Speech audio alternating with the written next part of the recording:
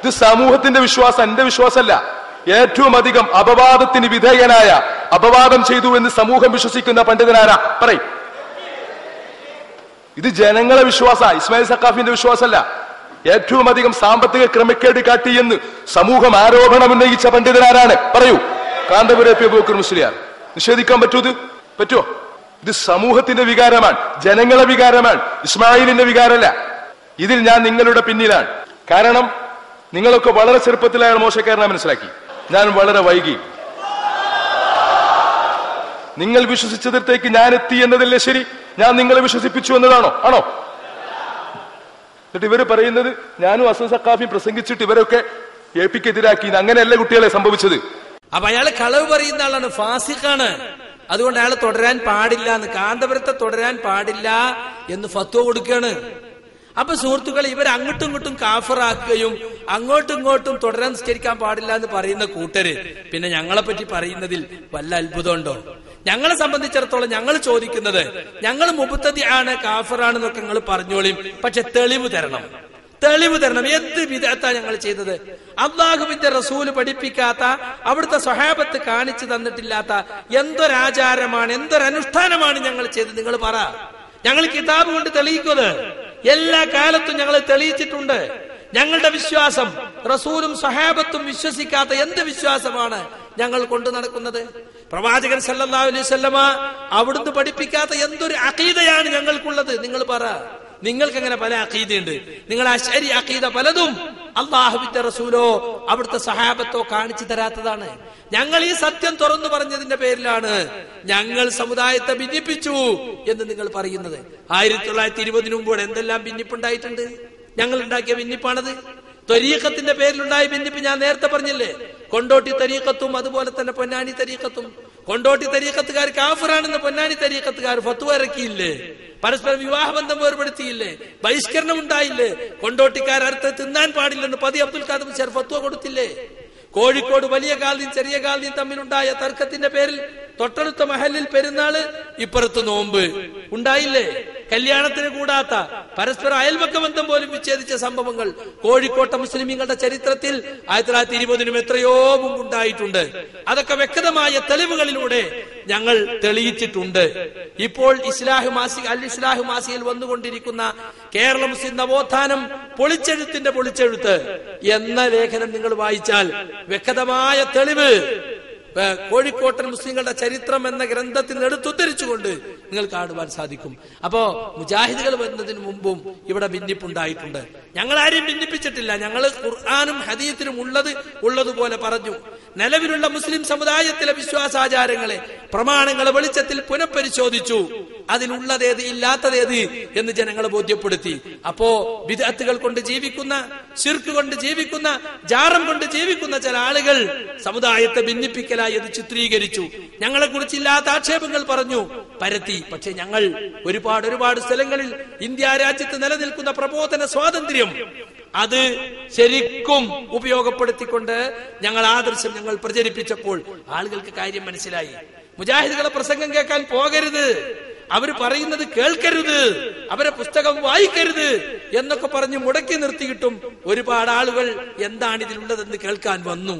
അവർ പഠിച്ചു, അവർ അന്വേഷിച്ചു, അവർക്ക് മനസ്സിലായി ഞങ്ങൾ ഖബർ സിയാറത്തിനെ എതിർക്കുന്നവരല്ല, ഞങ്ങൾ പ്രവാചകനെ നിഷേധിക്കുന്നവരല്ല, ഞങ്ങൾ റസൂലുള്ളാഹിക്കുള്ള ഒരു മഹത്വവും ഞങ്ങൾ തള്ളിക്കളഞ്ഞിട്ടില്ല, അമ്പിയാക്കളുടെ മുഅ്ജിസത്തോ ഔലിയാഇന്റെ കറാമത്തോ ഞങ്ങൾ നിഷേധിച്ചിട്ടില്ല, മദ്ഹബിന്റെ ഇമാമുകളെ ഞങ്ങൾ കൊച്ചാക്കിയിട്ടില്ല, പരലോകത്തെ ശഫാഅത്തെ ഞങ്ങൾ നിഷേധിച്ചിട്ടില്ല.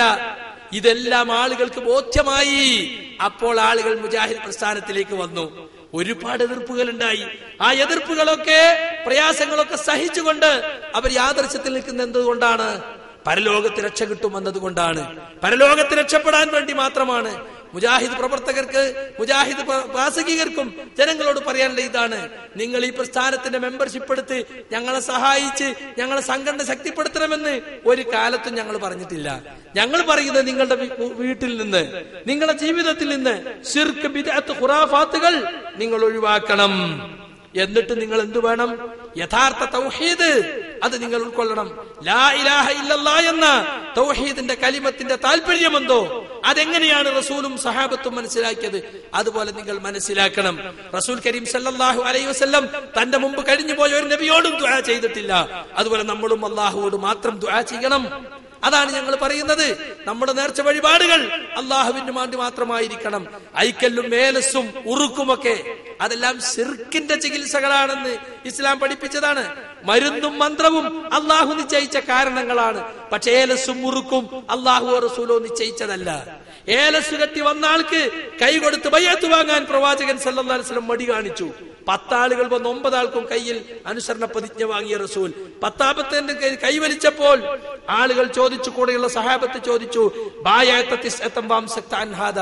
9 ആളോടും ബയ്യത്ത് വാങ്ങി, ഇയാളിന്ന് കൈവലിച്ചല്ലോ നബിയെ, ഇന്ന അലൈഹി തമീമത്തൻ, അവന്റെ ശരീരത്തിൽ ഒരു ഏലസ് ഉണ്ട്. ഇത് കേട്ടപ്പോ അദ്ദേഹം തന്നെ കൈയിട്ട് അത് പൊട്ടിച്ചു കളഞ്ഞു. അപ്പോൾ റസൂൽ കയ്യിൽ ബയ്യത്ത് വാങ്ങി. എന്നിട്ട് പഠിപ്പിച്ചു, മൻ തഅല്ലക തമീമത്തൻ ഫഖദ് അശ്റക, ആരെങ്കിലും മുറുക്ക് കെട്ടിയാൽ, ഏലസ് കെട്ടിയാൽ അവൻ ശിർക്കിലകപ്പെട്ടു എന്ന തത്വം പഠിപ്പിച്ചു. ഞങ്ങൾ ഇന്നും അന്നും അത് തന്നെയാണ് പറയുന്നത്. ഒരുപാട് മുസ്ലിമീങ്ങൾ ഇന്ന് ബദരീങ്ങളാണ്, സത്യം പാടില്ല. മൻ ഹലഫ ബിഗൈരില്ലാ ഫഖദ് കഫറ വശറക, അല്ലാഹു അല്ലാത്തവരെ കൊണ്ട് സത്യം ചെയ്താൽ അത് കുഫറാണ്, ശിർക്കാണ്. കഅബയാണ് സത്യം, പറയാൻ പാടില്ല. റബ്ബിൽ കഅബ, കഅബയുടെ റബ്ബാണ് സത്യം എന്ന് പറയാം. എന്റെ ഉമ്മയാണ് നേര്, എന്റെ ഉപ്പയാണ് നേര്, പറയാൻ പാടില്ല. തെറ്റാണത്. അള്ളാഹുവിനെ കൊണ്ടോ അവന്റെ സിഫത്തുകൾ കൊണ്ടോ നമുക്ക് എന്ത് ചെയ്യാം? സത്യം ചെയ്യാം. ഇപ്പൊ ഖുർആൻ കൊണ്ട് സത്യം ചെയ്യും. അതെന്താ? ഖുർആനാകുന്ന ഈ പുസ്തകമാണ് സത്യം എന്നുള്ള അർത്ഥത്തിലല്ല. ഈ ഖുർആൻ അള്ളാഹുവിന്റെ കലാമാണ്, അത് അള്ളാഹുവിന്റെ സിഫത്താണ്. ആ നിലക്ക് ഖുർആൻ കൊണ്ട് സത്യം ചെയ്യാം, തെറ്റായ കാര്യമല്ല. അപ്പൊ അള്ളാഹുവിനെ കൊണ്ട് സത്യം ചെയ്യാം. അള്ളാഹുവിന്റെ ഖുദറത്താണ് സത്യം, അള്ളാഹുവിന്റെ ഇസ്സത്താണ് സത്യം പറയാം. അപ്പൊ ശിർക്ക് എന്താണ്, തൗഹീദ് എന്താണ്, അത് മുസ്ലിമീങ്ങളെ പഠിപ്പിച്ചു കൊടുത്ത് ശിർക്കിൽ നിന്ന് രക്ഷപ്പെടുത്തി അവരെ തൗഹീദിൽ എത്തിക്കുക. സുന്നത്ത് എന്താണ്, സുന്നത്തിന് നേർവിപരീതമായ ബിദ്അത്ത് എന്താണെന്ന് പഠിപ്പിച്ച്, പ്രവാചക ചര്യ പഠിപ്പിച്ച്, പ്രവാചക ചര്യക്ക് വിരുദ്ധമായ ബിദ്അത്തുകൾ മുസ്ലിം ഉമ്മത്തിൽ റസൂലുള്ളാഹി സ്വല്ലല്ലാഹു അലൈഹി വസല്ലം സഹാബത്തിനും ശേഷം കടത്തിക്കൂട്ടപ്പെട്ട പുതിയ വിശ്വാസങ്ങൾ, പുതിയ ആചാരങ്ങൾ, അതാണ് ബിദ്അത്ത്. ഇപ്പൊ നിങ്ങൾ നോക്ക്, അള്ളാഹു എവിടെ? റസൂലിന്റെ കാലത്ത് ഒരു അടിമപ്പെണ്ണിനോട് ചോദിച്ചപ്പോൾ ആ പെണ്ണ് പറഞ്ഞു, അല്ലാഹു ഫിസ്സമാ, അല്ലാഹ് ആകാശ ലോകത്താണ്. കണ്ടോ? ഉപരിലോകത്താണ്. ഉപരിലോകത്തുള്ളവനെ പറ്റി നിങ്ങൾ നിർഭയനാണോ എന്ന് ഖുർആൻ 2 തവണ ചോദിക്കുന്നുണ്ട്. ഇർഹമു മൻ ഫിൽ അർളി യർഹമുകും മൻ ഫിസ് സമാ, ഈ ഭൂമിയിലുള്ളവരോട് നിങ്ങൾ റഹ്മത്ത് കാണിക്കൂ, എന്നാൽ ഉപരിലോകത്തുള്ളവൻ നിങ്ങളോട് റഹ്മത്ത് കാണിക്കും. അപ്പൊ മൻ ഫിസ് സമാ എന്നത് അല്ലാഹുവിന്റെ സിഫത്താണ്. മനസ്സിലായില്ലേ? അത് നിഷേധിച്ചുകൊണ്ട് അല്ലാഹ് എല്ലായിടത്തും ഉണ്ട് എന്നാണ് ജനങ്ങളെ പഠിപ്പിക്കുന്നത്. കക്കൂസിലുണ്ടോ? കള്ളുഷാപ്പിലുണ്ടോ? വേശ്യാലയത്തിലുണ്ടോ? സുഊദു ബില്ലാഹ്, അള്ളാഹിനെ പറ്റി അങ്ങനെ വിശ്വസിക്കാൻ പാടുണ്ടോ? അള്ളാഹു എല്ലാം അറിയുന്നുണ്ട്, അവനെല്ലാം കാണുന്നുണ്ട്. അറിവ് കൊണ്ടും എൽമു കൊണ്ടൊക്കെ അവൻ നമ്മുടെ കൂടെയുണ്ട്, യാതൊരു സംശയമല്ല. പക്ഷേ അള്ളാഹു എവിടെയെന്ന് ചോദിച്ചാൽ ചില ആളുകൾ പറയുന്ന ആ ചോദ്യം തന്നെ തെറ്റാണ്. അർ-റഹ്മാനു അലൽ അർശി ഇസ്തവാ, റഹ്മാനായ റബ്ബ് അവന്റെ അർശിൽ ഇസ്തിവാ ചെയ്തു. എങ്ങനെ ചോദിക്കാൻ പാടില്ല. ഇസ്തിവാ ചെയ്തു എന്ന് വിശ്വസിച്ചോളണം. അതിനെപ്പറ്റി എങ്ങനെയെന്ന ചോദ്യം ബിദ്അത്താണ്. ഇവരെന്താക്കിയെന്നറിയോ സമസ്തക്കാര്? ഇവിടുത്തെ അശ്അരികൾ എന്താക്കി? ഇസ്തവ എന്നത് ഇസ്തൗല, കീഴടക്കി, ആധിപത്യം ചെലുത്തി. അള്ളാഹുവിന്റെ അർശ് ആരൊക്കെയോ പിടിച്ചിറക്കിയിരിക്കുന്നു. അള്ളാഹ് പോയി യുദ്ധം ചെയ്തിട്ട് അവരെ കീഴടക്കിയിട്ട് അർശ് കയ്യിലാക്കി. സുബ്ഹാനല്ലാഹ്. ഒരൊറ്റ സഹാബി പറഞ്ഞ വ്യാഖ്യാനമാണോ ഇത്? അപ്പൊ സഹാബത്ത് പഠിപ്പിക്കാത്തതല്ല ഇവർ ചെയ്തുകൊണ്ടിരിക്കുന്നത്. മയ്യത്തുണ്ടോ ദിക്ർ ചൊല്ല സഹാബത്ത് പഠിപ്പിച്ചതാണോ? ഒരിക്കലുമല്ല, ഒരിക്കലുമല്ല. സഹാബത്ത് അങ്ങനെ കാണിച്ചു തന്നിട്ടില്ല. അതുകൊണ്ട് സുഹൃത്തുക്കളെ, നമ്മൾ എന്തു വേണം? നമ്മൾ അല്ലാഹുവിന്റെ റസൂൽ എന്ത് കാണിച്ചു തന്നു, സഹാബത്ത് എന്ത് കാണിച്ചു തന്നു, അതായിരിക്കണം നമ്മൾ ജനങ്ങളെ പഠിപ്പിക്കേണ്ടത്. അതാണ് അഹ്ലുസുന്നത്ത് വൽ ജമാഅ എന്ന് പറയുന്നത്. അസ്സുന്നത്തു മാ സന്നഹു റസൂലുള്ളാഹ് വൽ ജമാഅത്തു മത്തഫഖ അലൈഹി അസ്ഹാബ്. അസ്സുന്ന എന്ന് പറഞ്ഞാൽ പ്രവാചകൻ ശരിയാക്കിയത്, അൽ ജമാഅത്ത് എന്ന് പറഞ്ഞാൽ സഹാബികൾ ഏകോപിച്ചത്. അപ്പൊ റസൂലുള്ളാഹി സ്വല്ലല്ലാഹു അലൈഹി വസല്ലം ചര്യയും സഹാബത്ത് ഏകോപിച്ചെടുത്ത തീരുമാനങ്ങളും അവലംബമാക്കി ജീവിക്കുന്നവർ, അത് മുജാഹിദുകളാ. മുജാഹിദുകൾ ഇത് വെറുതെ പറഞ്ഞതല്ല. വിശ്വാസത്തിലും ആചാരത്തിലും ഒക്കെ ആ ഒരു നിലപാടിനെ തുടർന്നു കൊണ്ടുപോകാനാണ് ഞങ്ങൾ എന്നും ആഗ്രഹിച്ചിട്ടുള്ളത്. 1924 രൂപീകരിക്കപ്പെട്ട ഞങ്ങളുടെ പണ്ഡിത സംഘടനയുടെ പേരെന്താറിയോ? KJU, കേരള ജംഇയ്യത്തുൽ ഉലമ. പിന്നെ ഒരു ബ്രാക്കറ്റ് അഹ്ലുസുന്നത്ത് വൽ ജമാഅത്ത് ഉലമാ സംഘം. അത് വെറുതെ എഴുതിയതല്ല, അതാണ് ഞങ്ങളുടെ ആദർശം, എന്നുമുള്ള ആദർശം. അതുകൊണ്ട് സുഹൃത്തുക്കളെ, അത് നിങ്ങൾ മനസ്സിലാക്കണം എന്ന് പ്രത്യേകം പറഞ്ഞുള്ളൂ. മഖബറയിൽ സുജൂദ് ചെയ്യുന്നു എന്ന് പറഞ്ഞ് നിങ്ങൾ കാണിച്ച ക്ലിപ്പ് ഒന്നുകൂടി കാണിക്കുമോ? ഇവിടെ പ്രവർത്തകന്മാരുടെ കയ്യിൽ നമ്മൾ ഇതിന്റെ CD തന്നെ കൊടുക്കാൻ നിങ്ങൾക്ക് കാണാം. ഇവിടെ സമയം 10 മണിയാകാറായിട്ടുണ്ട്. ഖലീൽ തങ്ങളുടെ ദുആ ചെയ്ത ക്ലിപ്പും ഒന്നുകൂടി കാണിക്കാമോ? നേരത്തെ തന്ന ചോദ്യത്തിന്റെ ഉത്തരവും. 1950 മുമ്പ് എങ്ങനെയായിരുന്നു നബിദിനം കൊണ്ടാടിയത്? 1950 മുമ്പുള്ളതല്ലല്ലോ ഇസ്ലാമിന്റെ ചരിത്രം. 1400 കൊല്ലം മുമ്പാണ് ഇസ്ലാം ഇവിടെ വന്നത്. നബി സല്ലല്ലാഹു അലൈഹി വസല്ലമയോ അവിടുത്തെ സഹാബത്തോ അത് കാണിച്ചു തന്നിട്ടുണ്ടോ? അതാണ് ഇവിടുത്തെ പ്രശ്നം. ആ സുജൂദ് ചെയ്യണ ഭാഗം കൂടി കാണിച്ചു കൊടുക്കുക. ആ മ്യൂസിക് ഒഴിവാക്കിയിട്ട് ആ ഭാഗം മാത്രം കാണിച്ചു കൊടുക്കുക.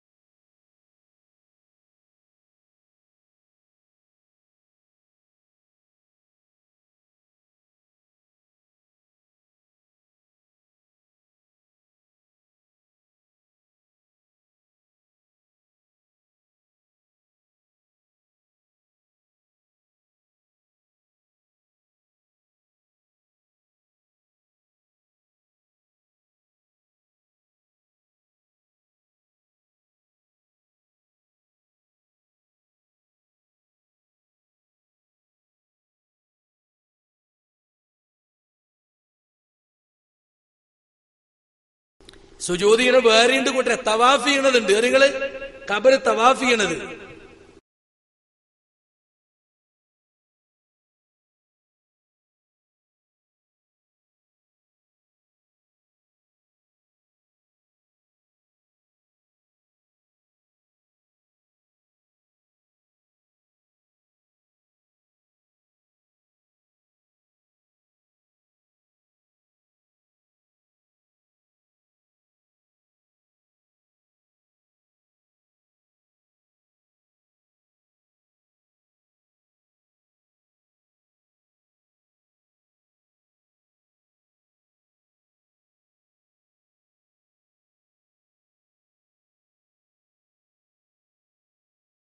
അപ്പോ ഈ രൂപത്തിൽ സുഹൃത്തുക്കളെ ഖബറുകൾ സുജൂദ് ചെയ്യുകയും ഖബറിനെ തവാഫ് ചെയ്യുകയൊക്കെ ചെയ്യുന്ന ആളുകള് അത് കേരളത്തിലേക്ക് കൊണ്ടുവരാൻ ശ്രമിക്കും. ഇത് കേരളത്തിന് പുറത്തുള്ള മഖബറയിൽ നടന്നതാ.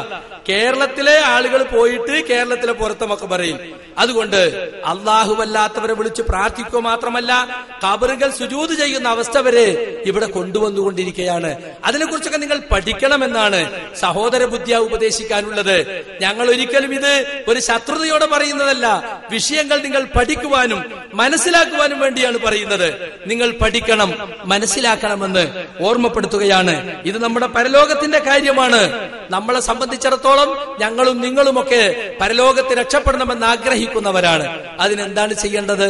എങ്ങനെയാണ് അള്ളാഹുവിന്റെ റസൂൽ കൊണ്ടുവന്നത് അത് അങ്ങനെ തന്നെ മനസ്സിലാക്കി ഉൾക്കൊള്ളണം. എന്നാൽ മാത്രമേ നമുക്ക് പരലോകത്ത് രക്ഷപ്പെടാൻ സാധിക്കുകയുള്ളൂ.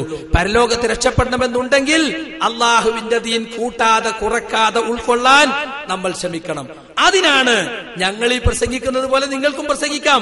ഞങ്ങൾ പറഞ്ഞത് തെറ്റാണെന്ന് സ്ഥാപിക്കാം.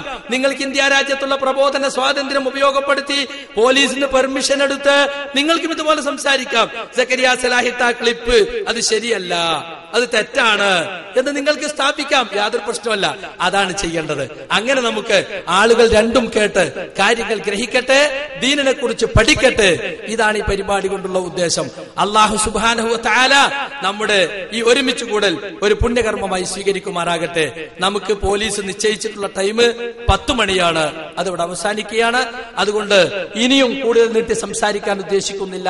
ഇൻഷാ അല്ലാഹ് ഇനിയും നമുക്ക് സമയമുണ്ടെങ്കിൽ ഇനിയും ഇതുപോലെ പരിപാടികൾ സംഘടിപ്പിക്കണം, നിങ്ങൾ കേൾക്കണം, പഠിക്കണമെന്ന് ഓർമ്മപ്പെടുത്തുകയാണ്.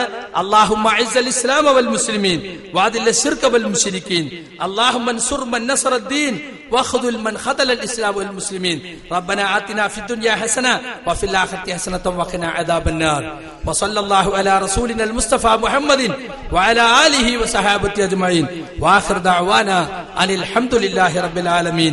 അസ്സലാമു അലൈക്കും വറഹ്മത്തുള്ളാഹി.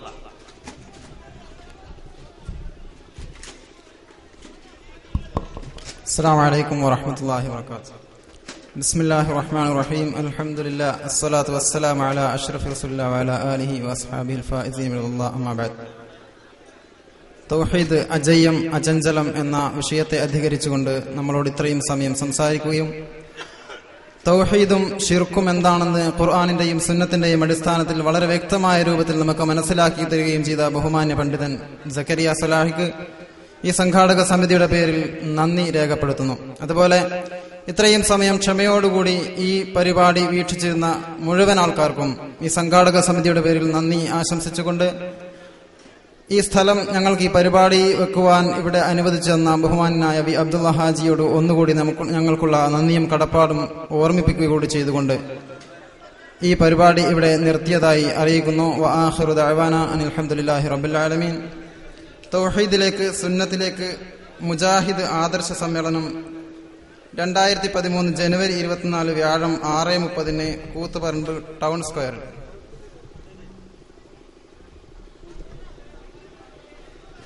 അതുപോലെ തന്നെ ബഹുമാന്യ പണ്ഡിതൻ മുജാഹിദ് ബാലുശ്ശേരി മാനവമോചനത്തിന് സൃഷ്ടാവിന്റെ സന്ദേശം എന്ന വിഷയത്തെ അധികരിച്ചുകൊണ്ട് കൂത്തുപറമ്പിൽ പ്രസംഗിക്കുന്നു. ജനുവരി 24 മാനവരക്ഷക്ക് വിശ്വാസവിശുദ്ധി എന്ന പ്രമേയത്തെ അധികരിച്ചുകൊണ്ട് ഫെബ്രുവരി 10 ഇരിക്കൂറിൽ വെച്ച് നടക്കുന്ന സലഫി സമ്മേളനത്തെ അഭിസംബോധന ചെയ്തുകൊണ്ട് ബഹുമാന്യ പണ്ഡിതൻ ഹുസൈൻ സലഫി പ്രസംഗിക്കുന്നു.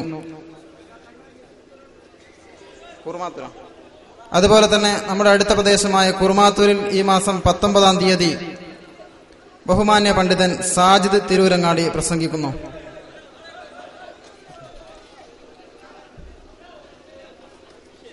ജനുവരി 18 തലശ്ശേരിയിൽ നടക്കുന്ന മുജാഹിദ് സമ്മേളനത്തെ അഭിസംബോധന ചെയ്തുകൊണ്ട് ബഹുമാന്യ പണ്ഡിതരായ മുജാഹിദ് ബാലുശ്ശേരിയും യാസർ മദനി പകരയും സംസാരിക്കുന്നു. ഈ പരിപാടികളേക്കെല്ലാം നിങ്ങളെല്ലാവരുടെയും സാന്നിധ്യവും സഹകരണവും പ്രതീക്ഷിച്ചുകൊണ്ട് നിർത്തുന്നു. വആഖിറു ദഅവാനാ അനിൽ ഹംദുലില്ലാഹി റബ്ബിൽ ആലമീൻ. അസ്സലാമു അലൈക്കും.